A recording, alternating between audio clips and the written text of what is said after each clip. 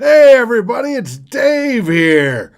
Joining me again tonight at halftime is the great, the one and only Flipmazzi. And you know what, Flip? You're on the clock. Oh, here we go. We got the countdown now.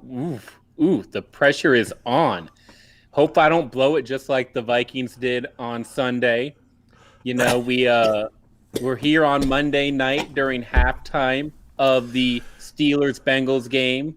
We hope to be talking playoffs in the segment, but with the Vikings' chances at 2% at a 6-8 record, the record really only impacts two things: their draft position and two of their 13 2021 opponents. So man, it's the darkest timeline, as I like to call it. It is.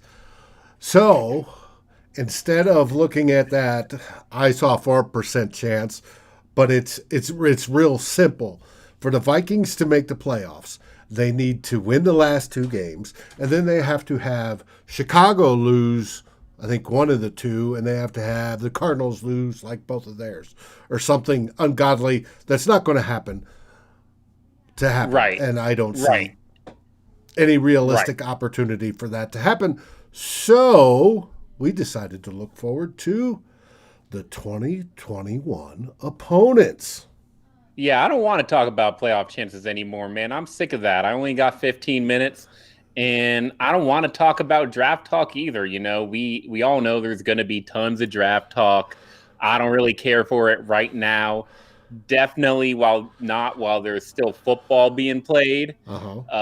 We have a chance to watch these remaining games, watch the playoffs, ask ourselves how the Vikings are going to stack up against these teams next year.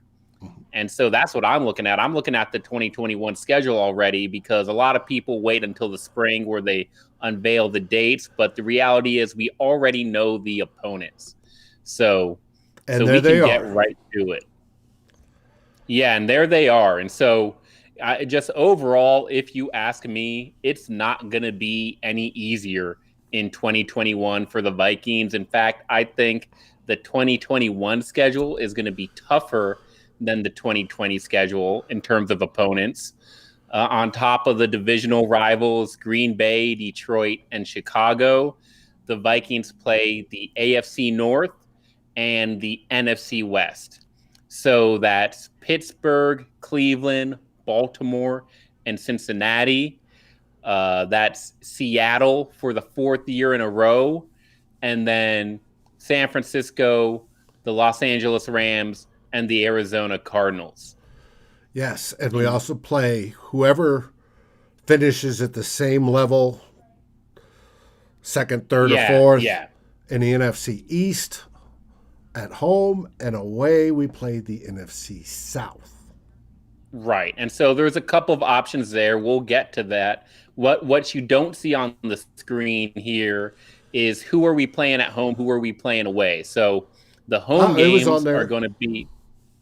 Oh, look at you. You got them all just lined up. Yep. So you can see something that's nice here is we're playing the Seahawks again, fourth year in a row, but we actually get them at home this time. So I hope the Vikings fans show up for that one because it's a chance for them to make a difference. A lot of Vikings fans complain about how we always have to play Seattle in Seattle. Well, here's a chance for us to make a difference and see us play against a really good Seattle football team. The Rams they've got 9 wins. They're going to be in the playoffs. The Steelers got 11 wins. The Browns got 10 wins. The Ravens got 9 wins. You got a lot of wins, a lot of playoff competition in this schedule right here. The home schedule actually looks tougher than the away schedule, if you ask me.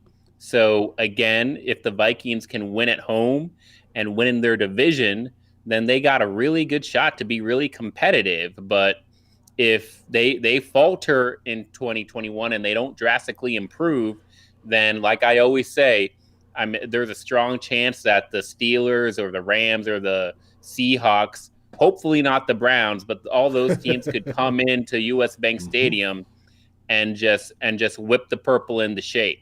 So the task at hand is to get better immediately so that we can see how our teams go against some of the best teams in the NFL and a really tough schedule. I agree. Yeah. It's not going to be easy when you have playoff teams from both those divisions, and both of those have been tough. In the AFC, you got the Steelers and the Browns, are making it, and Baltimore fighting for a spot. And then the NFC West has been battling itself this year, and you're looking at Seahawks, Rams, Yeah. But, we'll see. And, of course, we got the Lions, Packers, and Bears. Oh, my, as usual. Well, and the final piece here, the two teams we don't know who's playing. Right. If you look at the NFC South road game, that game, it's either going to be in Atlanta against the Falcons or in Carolina against the Panthers. So, y'all tell me. I see we got people in the comments saying 15-1. Y'all tell me, who would you rather play? Would you rather play the Falcons or would you rather play the Panthers next year? Drew's being sarcastic, I'm sure. Well, the Panthers just fired their GM. Their owner came out, said, we've got to find a quarterback that'll take us to the Super Bowl. They're not sure if Teddy is that person. It's not looking like that he's never really fully reached his potential due to the blowing up his knee. But who knows? They'll have a new GM, so it should be interesting to see how they build. And we know Atlanta's got a whole new setup coming too. Either the interim, extending the interim, or whatever. Now, what do you think of the NFC East? Because it could be any of those 4 teams. No, we're not done with the NFC South. You didn't give me an answer, Dave. Who would you rather play? I'd rather, most of the time Zimmer's owned Atlanta. Okay. Except for this year when he got embarrassed they lost by him. 40-17. Now, and you want I At would home, going on the road. that would be a sweet revenge game. I would Okay. like to see that. So you're going with Atlanta. I'm going with Atlanta. All right. Let's see how let's see how they shakes out. Hopefully we don't get relegated to the CFL like Uh-huh. Ted saying in the Or comments. Now the NFC East, it could be any of those four teams because it's mhm. a bunch right now. I think all four NFC East teams have a higher chance of making the playoffs than the Vikings do, but one of them is going to end up in third place. So, which one would you rather play, Dave? Well, the Washington whatevers have a good defense. Don't want to see that. Okay. Um, Dallas, let's see who they've got as quarterback. Does Dak come back next year? You know, who knows? The G Men, I think the G Men would be interesting and probably the Do the easiest. Cowboys need Dak to come back? Oh, they're not going to rely on Andy Dalton next year. It Well, depends who they it was all they draft. needed this year, right? Yeah, but I mean, that whole division is, you know, not good. But Mm-hmm. they're fighting. I think the strongest team in the division is Washington, but that's just me. Um, Mm-hmm. and I know I'm missing one from the East. Who else is out there? We got the Eagles. We got the Oh, the Giants. Eagles. Yeah, the Yeah. heck with the Eagles. I'd rather play the Giants All if you right. give it to me. All right. Well, again, let's see how it shakes out. It could get difficult though, because you could see the Cowboys back in US Bank Stadium with Dak Prescott back, and that's going to look like a very different team. So we'll have to see.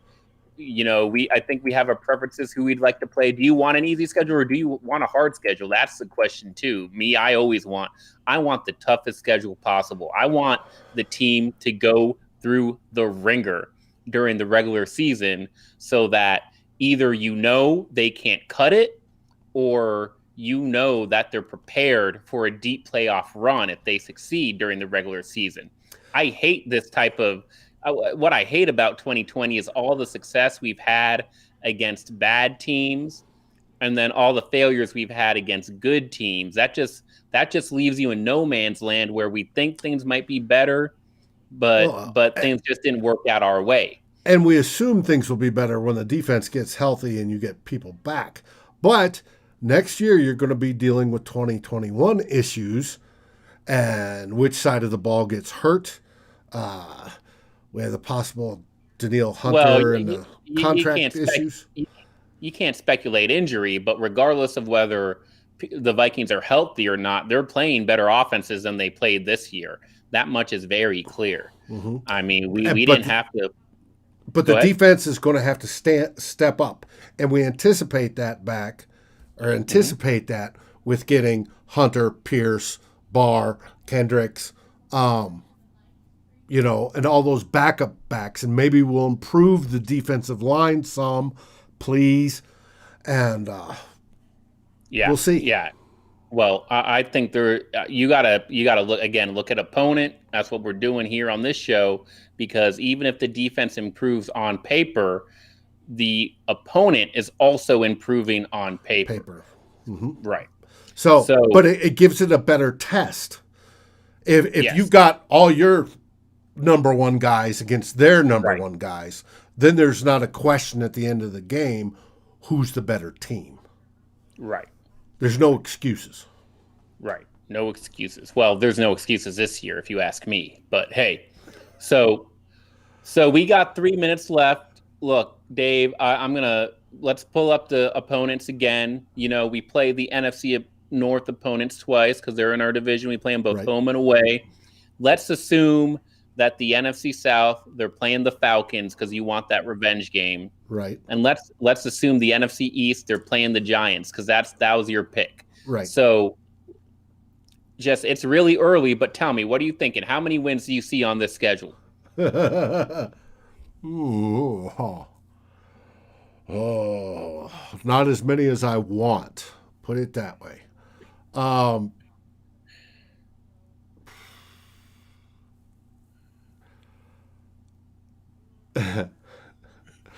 I'd say the typical Zimmer 8-8, but Oh, but that maybe even be high. But who knows? They could go 10-6. I don't see anything higher than that, unless we hit in a draft in a way I don't anticipate. It could be 6-10 or 10-6, and just like every season we've had with Mike Zimmer, you're in the middle. What are you seeing? Well, I'm going to go by team here. And based on what we know now, I mean, I'll give my key takeaway at the end, but based on what we know now, I don't think you can favor us in nine, maybe 10 of these 16 games. You can't favor us against the Rams, Seahawks, Steelers, Browns, Ravens, 49ers, or Packers right now. The Bears, you got to say that's a toss-up based on what we just saw on Sunday. So I think if you just go with the odds, you're looking at 6 or 7 wins. Brutal schedule here. But the key takeaway is not trying to project who we can beat. There's way too many unknowns. We don't even know we don't even know the full schedule. We don't know what's going to happen in the playoffs. We don't know what's going to happen in free agency or the draft or training camp. So nobody's trying to just guess at how many wins the Vikings are going to have. But the key takeaway is you look at this schedule and you cannot be complacent. If you're Rick Spielman, you're Mike Zimmer, you have to be urgent in your offseason activity. This is not an offseason where we can just say, let's just get healthy and get a few people back and hope to compete in 2021. No, they need to do way more than that. And so that schedule shows you right there, they got to nail free agency. They've got to hit on a few more draft picks, and they have to be smart and methodical in how they build this roster, the offensive and defensive scheme for 2021. Because woo boy, when we're back in that stadium, the crowd is full. There's a big time opponent coming into town. It's going to be all cylinders firing, hit all or nothing to start the year, and it's going to be fast and furious throughout 2021. So let's get this offseason right. Agree. 100%. Now, since we've got 5 seconds left, I want to wish you a very Merry Christmas, and I hope you and yours have a great holiday. Time's up. Merry Christmas, happy holidays, everyone. Enjoy the time with your friends, families, and loved ones. Don't work too hard. Relax. Don't worry about our Minnesota Vikings. It's going to be okay. And we're going to be here covering our favorite purple team no matter what. So Merry Christmas, happy holidays, and SKOL Vikes. SKOL Vikes!